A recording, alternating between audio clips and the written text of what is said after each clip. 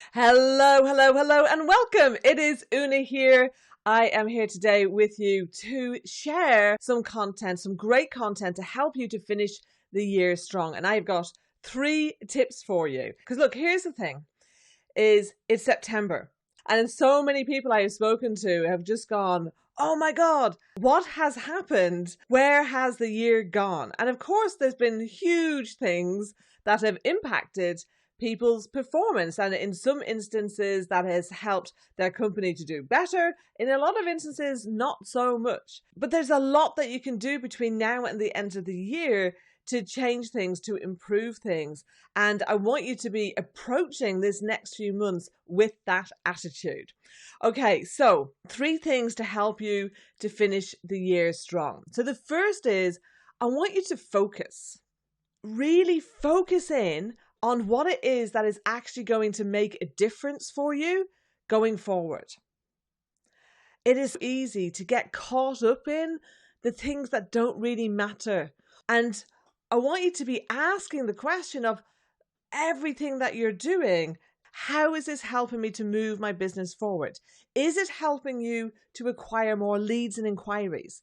Is it helping you to convert more of those prospects into clients? Is it helping you to have your clients order more from you? Is it helping you to provide better customer service and to have better loyalty and recommendations from your existing customers?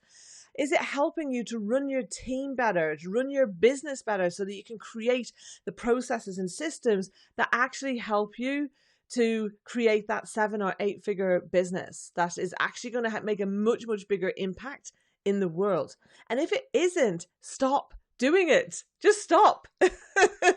For those of you who don't know me, by the way, my name is Una. I'll leave that up there because my mic is getting in the way. My name is Una Doyle, and I'm a speaker, a business strategist, and an impact coach for SMEs. And I'm also now the host of the She Leads Business Show, and you can see that on iTunes and Spotify, and as it goes live over different platforms over the next few weeks. Now, here's the thing, is that when you get to focus, a big part of that then, and this is tip number 2, is to actually have a written plan.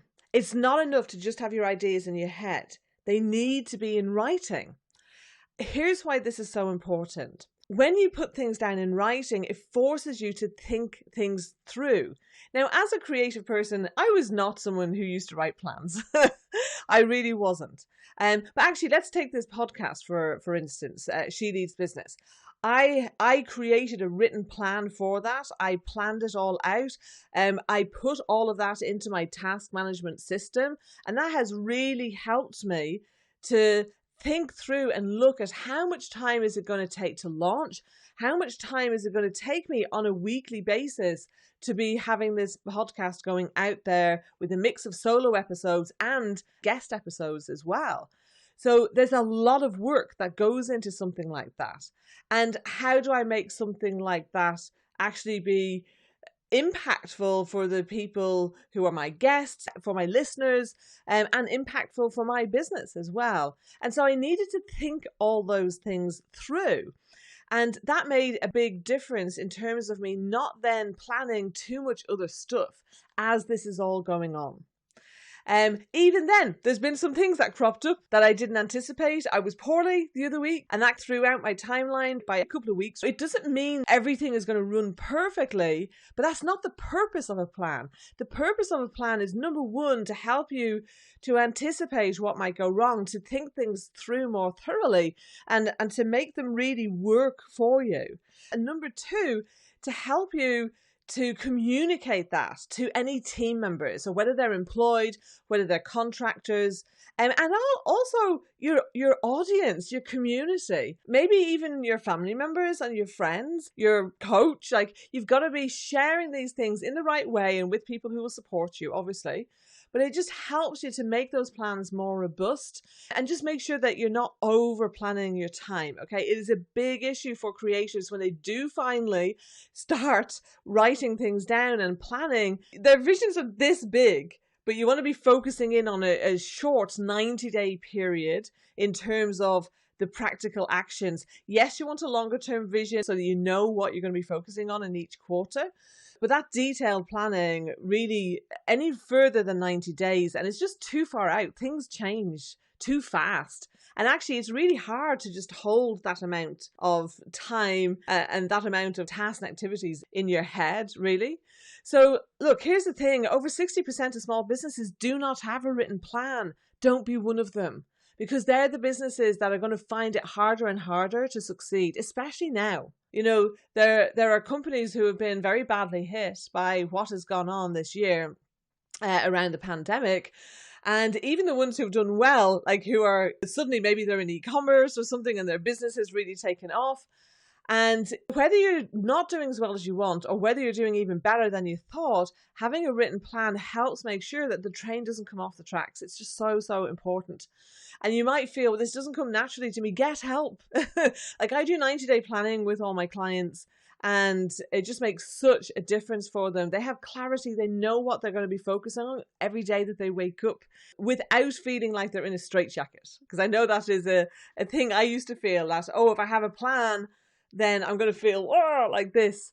But it doesn't have to be like that. It's just going to help support you. Don't even feel like you have to hit 100% of your plan every single time.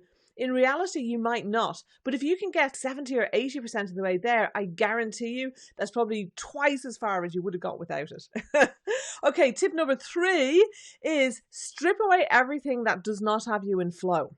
Oh, to be in flow, to be in the zone, to be working to your natural strengths, that is where you are going to make the most impact. That's where you can be the most productive with the least amount of stress, where your business can be fun. So many times I talk to people and they say their business it's just not fun anymore. It's become a bit of a grind for them. They've lost sight of why they were doing it in the first place, or they maybe got pulled into doing things that they actually don't really enjoy.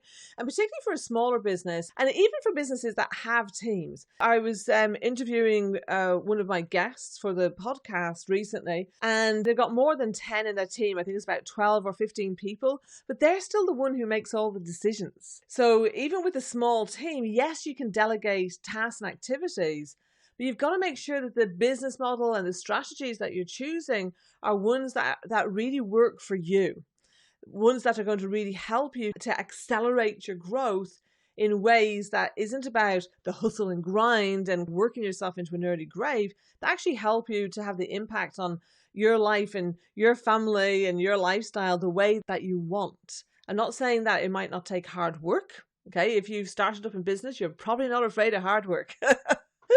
However, it does make such a difference when you're able to work in flow and do things that really, really, work for you. Okay, so those 3 things then, get really super focused on what is actually going to move your business forward. 2, have a written plan, ideally a 90-day plan that you can then track and make sure that you are implementing and adjust if need be. Okay, little tiny tweaks, but it just helps you to know that direction and have that clarity going forward. And 3, strip away everything that doesn't have you in flow. 80 to 90% of the time, you want to be feeling in flow, that you're doing work that you enjoy, that you're naturally good at, and that you can improve exponentially. Of course, there are things that might not be in your natural strengths, but as the business owner or leader that you do need to do, that's okay. But if you know, oh, well, I only have to spend 10 or 20% of my time doing this stuff, but the rest of the time I get to have more fun. Like, how much better is that? So let me know below, what are your thoughts on these tips that I've shared? How are you feeling about now till the end of the year? Because I'm quite excited. I feel there has been a bit of a shift in the last few weeks. I don't know if that's a personal thing with me or whether it's more out there in the ether. I'm not quite sure. But there's certainly lots of things that we can do to help ourselves to ignore all the naysayers and all the doom and gloom. Don't get caught up in that, and take ownership and accountability for the things that are in your control and the difference that you can make in your business with your clients and with your teams, the impact that you can have. And look, reach out to me if you want some help with that. I'll be happy to have a conversation with you. Just send me a message, comment below. Have a wonderful rest of September and rest of the year. I will speak with you soon. Bye.